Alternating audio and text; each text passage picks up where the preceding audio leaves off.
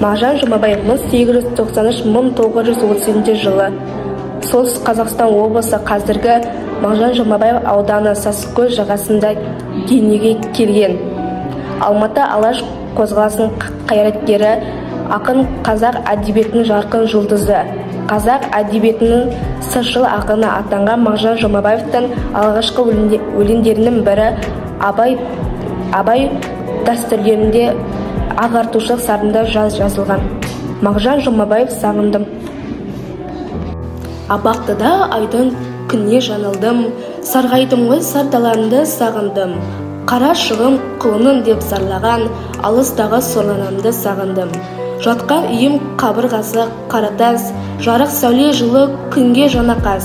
Ауыр иіс ылғи қара көлеңке, ерте кеште күндіз түні арылмас. Тапал салқын тым қараңғы үңгітар, есігімде мықты қара құлып бар.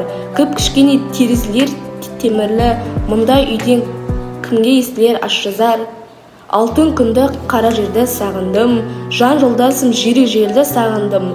Асау тайдай еркеле төбістірген ағайынды туған елді сағындым. Әлде қайда күн шығады батады, сорлы тұтқын күніреніп жатады. Қарар болсан терезеден темірлі көздеп тұрған күзетшілер атады.